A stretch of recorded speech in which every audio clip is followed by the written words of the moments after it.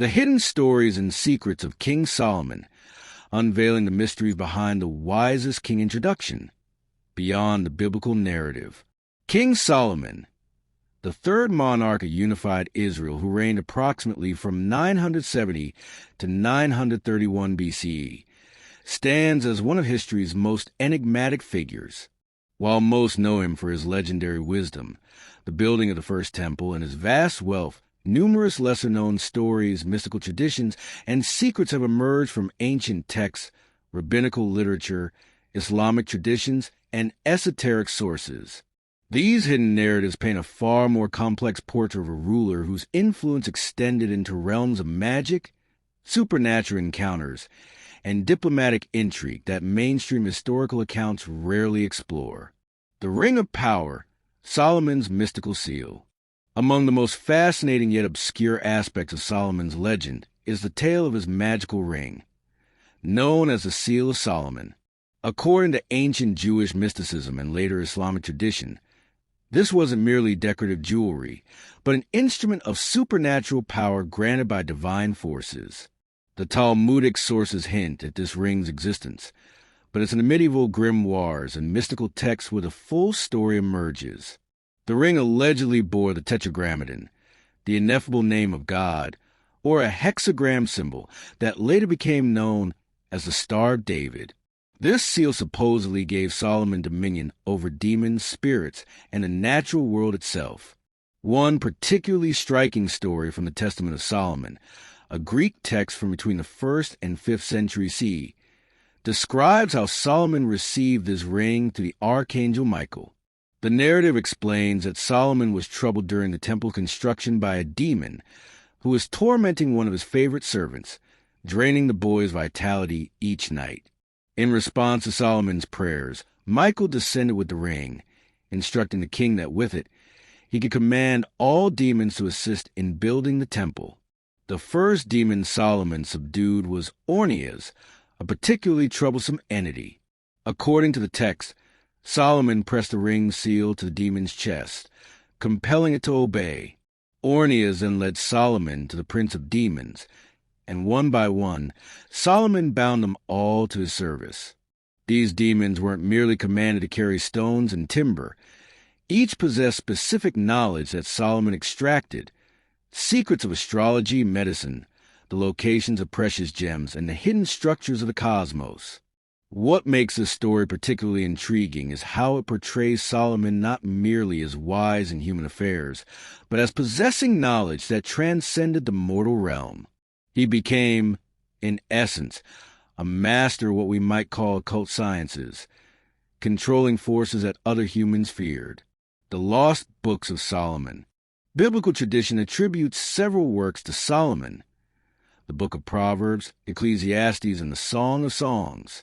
However, ancient sources reference other writings by Solomon that have been lost to history, or perhaps deliberately suppressed. The Book of the Wars of the Lord, mentioned in Numbers 21:14, may have contained Solomon's military strategies and campaigns, details that would have revealed a more martial side to the peaceful king's reign. Some scholars suggest Solomon wasn't as pacifistic as commonly portrayed.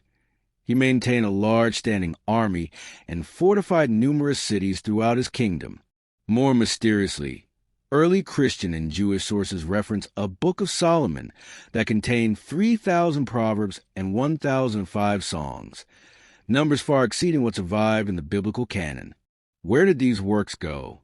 Some traditions suggest they contained esoteric wisdom deemed too dangerous for general knowledge and were hidden away by temple priests, possibly sealed within secret chambers beneath the temple itself.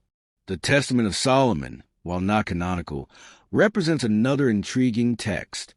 It provides detailed instructions for summoning and binding demons, descriptions of their hierarchies, and the magical formula Solomon used to control them. Early church fathers knew of this text, and it circulated widely in the Byzantine Empire, yet it was never accepted into official scripture. Why? Perhaps because it presented a Solomon engaged in practices that later religious authorities found uncomfortable, a man who trafficked with demons, even if for righteous purposes. Additionally, The Key of Solomon, one of the most influential grimoires in Western magical tradition, claims Solomonic authorship. While modern scholars date the text of the Italian Renaissance, the attribution itself reveals something significant. For over 2 millennia, when people wanted to lend authority to magical knowledge, they credited it to Solomon. This suggests his reputation as a magician and occultist was as firmly established in the ancient world as his reputation for wisdom. The Queen of Sheba, a relationship more complex than romance. The visit of the Queen of Sheba represents one of the Bible's most celebrated episodes, but ancient traditions preserve details far more intricate than the canonical account suggests. In Ethiopian tradition, preserved in the Kabra Nagas, the Glory of Kings, the Queen of Sheba, known as Makeda, didn't simply visit Solomon for intellectual exchange. According to this narrative, Solomon desired her and devised a scheme to seduce her. He prepared a magnificent feast featuring heavily spiced and salted foods, then housed her in chambers near his own. He made her promise not to take anything from his palace without permission. She agreed, making him promise not to take anything from her by force. During the night, Makeda, desperately thirsty from the salty food, reached for a jar of water. Solomon immediately appeared, claiming she had broken her promise by taking his water without permission, thereby releasing him from his vow. The encounter that followed produced a son, Menelik I, who would later allegedly transport the Ark of the Covenant to Ethiopia. But that's another hidden story. What's particularly fascinating is what this tradition reveals about Solomon's character: cunning, manipulative, and driven by desires beyond wisdom. It presents a man who uses intelligence not for noble purposes, but for seduction and conquest. Islamic tradition, recorded in various Quranic commentaries and the tales of the Prophet's literature, adds another dimension. In these accounts, the Queen of Sheba, called Bilqis, was initially a sun worshipper ruling a prosperous kingdom in Yemen. Solomon learned of her through the hoopoe bird, one of his animal servants who could speak. Intrigued and perhaps challenged by the existence of a queen who didn't acknowledge the God of Israel, Solomon sent her a letter demanding submission. The Islamic narratives describe Bilqis as not merely beautiful but extraordinarily intelligent, perhaps Solomon's intellectual equal. When she arrived at Solomon's court, he had constructed a palace floor of transparent glass over flowing water. Bilqis, thinking she was about to wade through water, lifted her skirts, revealing her legs. Some traditions claim this was Solomon's test to verify rumors that she had hairy legs or even hooves like a donkey, the result of her mother's union with jinn. The detail about the glass floor serves multiple purposes in the narrative. It demonstrates Solomon's mastery of technology and illusion, capabilities that seem almost magical to visitors. It also represents a test of wisdom. Would the queen perceive the illusion or be deceived by appearances? These various traditions agree on one crucial point. The encounter between Solomon and Sheba wasn't a simple diplomatic visit, but a meeting of two extraordinary individuals who recognized in each other something rare, perhaps the only people in their respective worlds who could challenge each other intellectually. The builder of impossible things. Temple secrets. The construction of Solomon's temple receives considerable biblical attention, but alternative traditions describe engineering feats and supernatural assistance that border on the fantastical. According to the Testament of Solomon, demons performed much of the actual construction work. Solomon bound spirits with specialized knowledge. Some could cut and shape massive stones with supernatural precision. Others could transport enormous pillars that no human workforce could move, and still others could cast metals in ways beyond mortal capability. One demon, Ornias, claimed to know the location of a vast treasure of gold hidden deep in the earth. Another demon revealed where to find the shamir, a legendary creature or substance from Jewish folklore.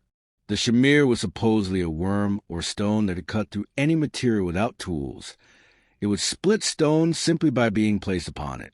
The Talmud explains that because the law forbade using iron tools on the temple stones, Solomon needed the shamir to shape them. But how did Solomon capture the shamir? According to rabbinical legend, he first had to capture a hoopoe bird that knew the shamir's location. The bird led Solomon's servants to a remote mountain where the shamir was kept by a particular demon. After an elaborate operation involving observation and patience, Solomon's men discovered that the demon would temporarily set down the shamir to eat. At that moment, they seized it using a chain of iron, as the shamir would consume any other material. The temple's actual dimensions and features, as described in biblical texts, have puzzled architects and historians. Some measurements seem impossible. Some descriptions appear to violate known physics. Esoteric tradition suggests this is because the temple existed partially in the material world and partially in a spiritual dimension, a structure that bridged realities. Hidden within the temple, according to various traditions, were secret chambers. The Talmud describes how, as the Babylonian destruction approached centuries after Solomon, righteous priests hid the Ark of the Covenant in a chamber deep beneath the Temple Mount, along with other sacred objects. Some traditions claim Solomon himself had these chambers constructed, knowing through his wisdom or through prophetic revelation that the temple would eventually fall. There are also accounts of Solomon creating mechanical wonders within the temple. He allegedly built a throne with mechanical lions and eagles that would roar and flap their wings as he ascended its steps. Some descriptions suggest water-powered mechanisms, or perhaps automata, robots in ancient form, that astonished visitors. The demons in his service, the darker side of wisdom. Solomon's control over demons represents perhaps the most suppressed aspect of his legend, yet it appears across multiple ancient traditions and was common knowledge in the ancient and medieval worlds. The Testament of Solomon provides the most detailed account, describing how Solomon interrogated each demon about its nature, powers, and the angel or formula that could control it. This wasn't mere curiosity. Solomon was systematically compiling a comprehensive demonology, creating what would become a foundation of Western magical practice. One demon, Asmodeus, features prominently in several traditions as particularly powerful and dangerous. In one famous story preserved in the Talmud and later elaborated in various sources, Asmodeus temporarily displaced Solomon from his throne, a cautionary tale about the dangers of trafficking with such entities. The story goes that Solomon, in his pride, wanted to demonstrate a complete mastery over Asmodeus, the king of demons. He had the demon captured and brought to Jerusalem in chains. For a time, Solomon made Asmodeus serve him, but he grew curious about what made demons so powerful. Against advice, Solomon loosened Asmodeus' chains to speak with him more freely. Asmodeus asked Solomon to loan him the magical ring for just a moment, promising to demonstrate his power. In a moment of incredible foolishness, or perhaps divinely ordained hubris, Solomon agreed. Immediately, Asmodeus threw the ring into the sea, swallowed Solomon, and either carried him hundreds of miles away or transformed him into a beggar, depending on the version. The demon then took Solomon's form and sat upon his throne. For 3 years, some sources say, Solomon wandered as a beggar, going from house to house saying, "I am Ecclesiastes, who was king over Israel and Jerusalem." People thought him mad. Meanwhile, Asmodeus ruled his place, committing various impieties that the real Solomon would never have allowed. The ring was eventually recovered from inside a fish, similar to other ancient tales of lost rings. Solomon was restored to power, and Asmodeus was bound even more securely. But the story reveals something crucial. Solomon's power wasn't intrinsic but depended on the ring, a divine gift that could be lost through pride. What's particularly interesting is how this narrative was interpreted. Some saw it as literal history, others as allegory for Solomon's spiritual fall from grace during his later years, when he worshipped foreign gods to please his many wives. The demon possessing his throne might represent how sin can take over even the wisest person's life. The demons Solomon commanded were organized into hierarchies, each with specific functions. Some cause diseases, others stir up conflict between people, some brought nightmares, and others caused financial ruin. By learning their names and natures, Solomon could not only command them to work on the temple, but also protect his people from their malevolent influences. This aspect of Solomon's wisdom, His knowledge of dark forces suggests a figure who understood that true wisdom requires comprehending both good and evil, light and darkness. He descended into knowledge that most would fear, not from corruption, but from a desire to protect his people and build a house for God that would stand against all forces, visible and invisible. The 1,000 wives and the 1,000 stories. Biblical text states that Solomon had 700 wives and 300 concubines, numbers that seem absurd until we understand the political realities of his era and the hidden stories behind these alliances. Each wife represented a political treaty, an alliance sealed in the ancient world's most binding manner. But lesser-known traditions preserve specific stories about individual women in Solomon's household that reveal the complexity of his domestic life. One rabbinic tradition describes how Solomon's wives would compete for his attention through wisdom rather than mere beauty. They would pose riddles, compose poetry, and engage in philosophical debates. Solomon's court became a salon of international female intellectuals, each bringing knowledge from her native land. One wife, an Egyptian princess, brought knowledge of her nation's magic and mystery traditions. Another, from Sidon, introduced Solomon to Phoenician shipbuilding techniques that would enable his Red Sea fleet. A Hittite wife shared metallurgical secrets. In this interpretation, Solomon's marriages weren't merely political or lustful, but part of his insatiable quest for knowledge. He was collecting not just alliance treaties, but repositories of wisdom from across the known world. However, this arrangement had consequences. The biblical text admits that Solomon's foreign wives turned his heart after other gods. In his old age, he built high places for Chemosh, Molech, and Ashtoreth, a stunning fall for the man who had built God's temple. Some esoteric traditions offer an alternative explanation. Solomon wasn't worshiping these gods, but studying them. His project was to understand all religions, all forms of worship, to achieve a truly universal wisdom.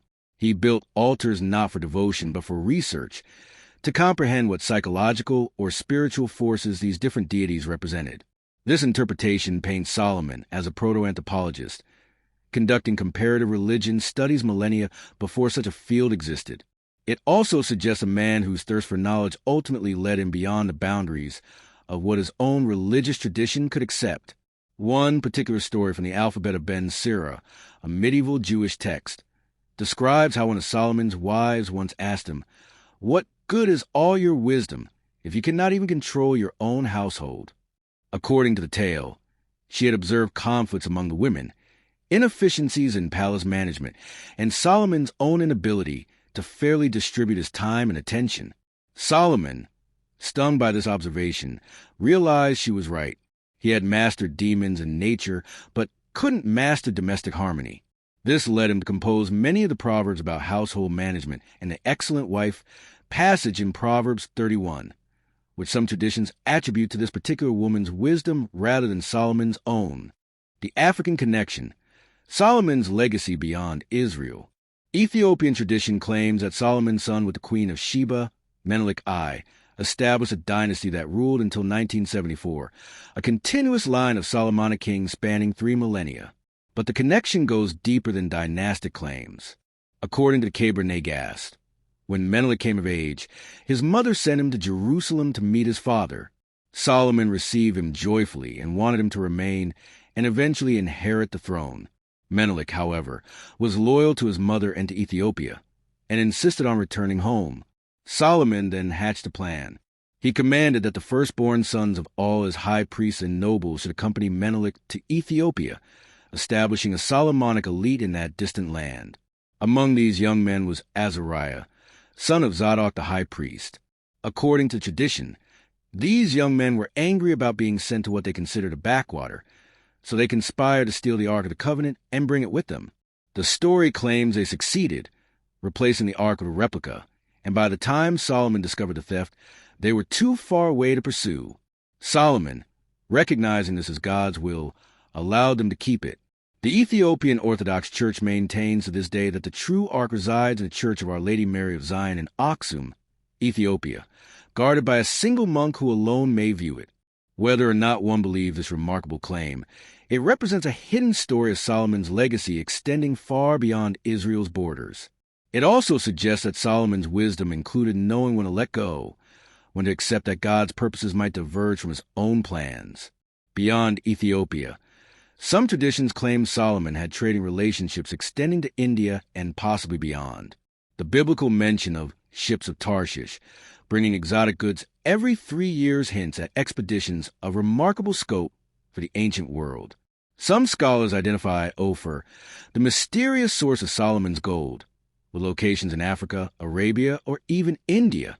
These trade networks meant Solomon's court was exposed to knowledge from across the ancient world: African wisdom traditions, Arabian desert lore, Indian mathematics and astronomy, and Mediterranean philosophy.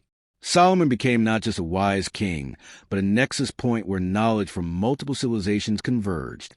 The price of wisdom, Solomon's bargain. One of the most provocative hidden traditions concerns how Solomon actually acquired his legendary wisdom. The biblical account states simply that God offered Solomon anything he desired, and Solomon chose wisdom. God, pleased by this humble request, granted him wisdom along with wealth and honor. But alternative traditions suggest something more complex, perhaps even troubling. Some mystical texts hint that Solomon's wisdom came at a price beyond what the surface narrative reveals. One Talmudic passage describes how Solomon achieved his wisdom through intensive study of Torah, learning from his father David and the prophet Nathan. He would study through the night, sleeping only briefly. In this version, his wisdom was earned through extraordinary effort rather than simply granted. Another tradition, preserved in various esoteric sources, suggests Solomon performed a specific ritual at the dedication of the temple, a summoning of divine presence that involved tremendous personal risk. The tradition holds that Solomon entered the Holy of Holies alone and stood in a place where no human was meant to stand, in the very presence of the Shekinah, the feminine aspect of God's presence. In that moment of complete exposure to divinity, his human limitations were burned away, and he emerged transformed, possessing wisdom but also bearing an unseen wound. This tradition helps explain Solomon's later melancholy, evident in Ecclesiastes where he writes, "In much wisdom is much grief, and he who increases knowledge increases sorrow." Perhaps Solomon's wisdom came with the burden of seeing reality as it truly is, stripped of comforting illusions, a burden that eventually crushed his spirit. Some Kabbalistic traditions suggest that Solomon's wisdom involved knowledge of the Shem HaMephorash, the explicit name of God containing 72 letters or names. This knowledge granted power over creation itself, but required absolute purity to wield safely. Solomon's later spiritual decline, in this interpretation, represented the inevitable corruption that comes from wielding such power while remaining fundamentally human. The animals speak, Solomon's connection to nature. One of the Quran's striking claims about Solomon is that he could understand the language of birds and animals. While the Bible doesn't explicitly state this, various Jewish traditions confirm this ability, describing it as part of Solomon's comprehensive wisdom. The Talmud describes how all creatures would come to Solomon's court to settle their disputes. Birds would argue about territorial boundaries, and Solomon would judge between them. When lions fought over prey, they would submit to Solomon's arbitration. This was a mere fantasy, but represented Solomon's understanding of nature, so profound that he could perceive the patterns, needs, and conflicts in the natural world. One particular story tells of an ant colony approaching Solomon as he walked with his army. The ants feared being crushed, and their queen spoke to Solomon, asking him to redirect his forces. Solomon heard her plea and commanded his army to march around the ant colony. In Islamic tradition, this story demonstrates not just Solomon's power but his justice, extending even to the smallest creatures. The hoopoe bird features prominently in Solomonic legends as a special messenger and advisor. According to tradition, the hoopoe could see water underground, and thus helped Solomon's armies find springs in the desert. The bird also served as an explorer, flying to distant lands and returning with intelligence about foreign kingdoms, which is how Solomon learned of the Queen of Sheba. But the hoopoe's story takes a darker turn in some versions. Once, when the bird was late returning, Solomon grew angry and threatened to kill it.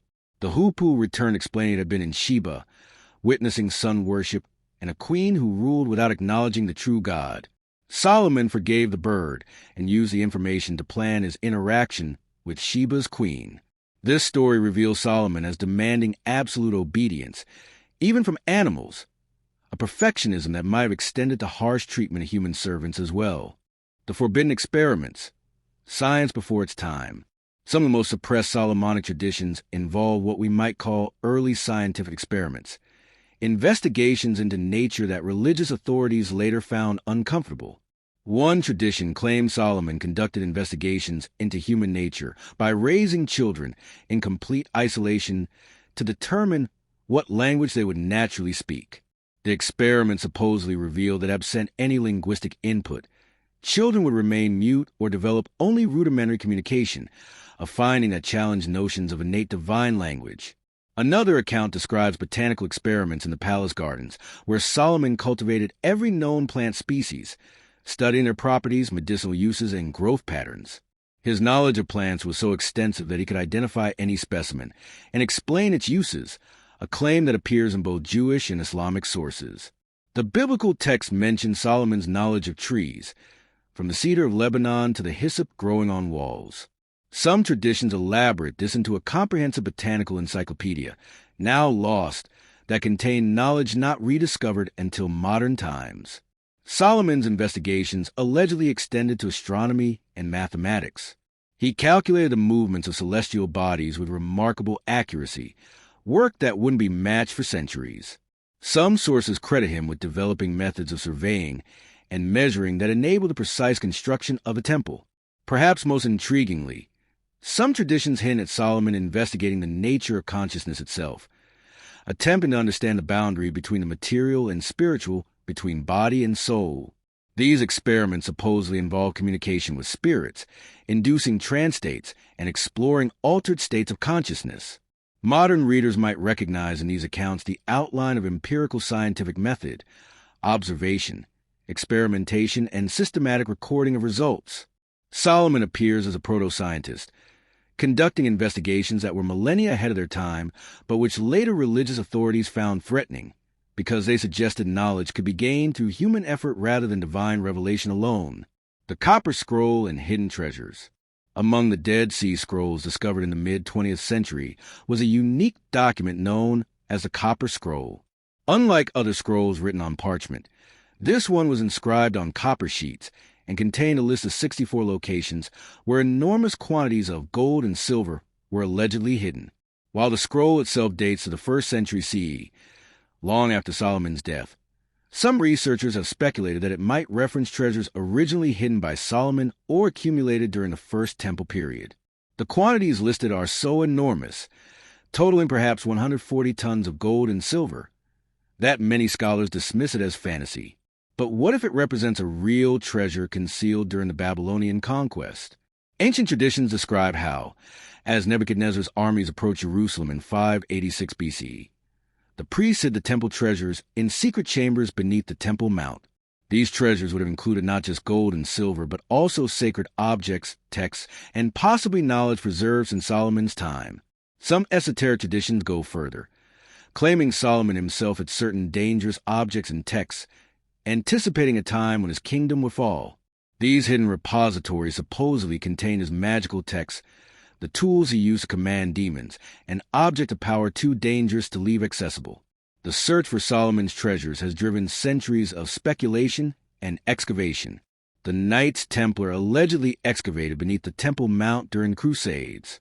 What did they find? According to legend, they discovered something, texts, treasures, or knowledge, that gave them mysterious power and wealth. In the 19th century, British and French archaeologists tunneled beneath Jerusalem, searching for these hidden chambers. They found ancient water systems and some artifacts, but not the legendary treasures. In recent decades, ultra-Orthodox Jewish groups have conducted excavations, believing they might recover the Ark of the Covenant or other sacred objects. The treasures, if they exist, remain hidden, but the tradition of Solomon concealing knowledge and power for future discovery persists, suggesting he understood that some wisdom must be hidden away, revealed only when the world is ready to receive it. The decline, what corrupted Solomon? The biblical narrative's most troubling aspect is Solomon's decline, the man blessed with divine wisdom, who built God's temple, who was visited by the Queen of Sheba to witness his wisdom. This same man ended his reign building altars to foreign gods and oppressing his people with heavy taxation and forced labor. What happened? The surface explanation is simple. His foreign wives led him astray. But hidden traditions suggest more complex dynamics. One possibility is that Solomon's very wisdom became his downfall. Ecclesiastes, traditionally attributed to Solomon's later years, expresses deep disillusionment. Vanity of vanities, all is vanity. Perhaps Solomon's comprehensive understanding of reality revealed truths so bleak that they destroyed his earlier faith and optimism. When you can see through everything, perhaps nothing retains meaning. Another tradition suggests Solomon became addicted to knowledge itself. His experiments with demons, his study of foreign religions, his investigations into nature, all these began from pure motives but gradually became obsessive. He couldn't stop himself from probing deeper, crossing boundaries that should not be crossed, until it compromised his own spiritual integrity. Some sources hint at a specific incident that began Solomon's decline. After questioning Asmodeus about demonic nature, Solomon became curious about hell itself. Some traditions suggest he attempted to peer into the underworld, to understand the nature of damnation. What he saw there traumatized him, darkening his worldview permanently. The Kebra Nagast offers another interpretation. Solomon fell into pride. After completing the temple, receiving the Queen of Sheba's homage, and achieving international fame, he began to believe his wisdom was his own achievement rather than a divine gift. This pride opened him to corruption. Perhaps most troubling is the possibility that Solomon was never corrupted at all, that his worship of foreign gods represented the logical conclusion of his quest for universal wisdom. If he sought to understand all knowledge, all religions, all forms of worship, how could he not eventually participate in them? His fall might have been the inevitable result of intellectual honesty, the recognition that truth could be found in traditions beyond his own. This interpretation challenges the entire narrative structure, but offers psychological realism. It presents Solomon as a tragic figure, a man whose greatest virtue, his thirst for comprehensive understanding, led him beyond the boundaries his culture could accept. Conclusion: the legacy of hidden wisdom. King Solomon remains one of history's most complex figures, precisely because of these hidden stories and suppressed traditions. The canonical portrait of a wise king who built a temple and then fell into sin provides a simple moral lesson. But the fuller picture of a magician commanding demons, a scientist conducting experiments, a collector of international wisdom, a man who trafficked with powers beyond human understanding, presents something far more intriguing and troubling. These hidden stories suggest that Solomon's true legacy isn't the temple, which was destroyed, or his kingdom, which divided immediately after his death. His legacy is a question his life poses. How far should humans pursue knowledge? Is any subject forbidden? Can wisdom itself become a form of corruption? Solomon reached the pinnacle of what human intelligence could achieve in his era. He commanded angels and demons, conversed with animals, understood languages lost to time, and possessed knowledge that wouldn't be rediscovered for millennia. Yet he ended his life disillusioned, building altars to gods he may or may not have believed in, having lost the simple faith of his youth. Perhaps that's the deepest secret of all, that wisdom and faith might be incompatible, that complete understanding destroys the mysteries that make life meaningful. Solomon gained the whole world of knowledge, but potentially lost something essential in the process. These hidden stories, preserved in fragments across multiple traditions, suppressed by religious authorities, elaborated by mystics and magicians, paint a picture of Solomon not as a simple wise king, but as humanity's first great scientist, magician, and seeker after total knowledge. He remains a warning and an inspiration, showing us both the heights human understanding can reach and the price that reaching those heights might demand.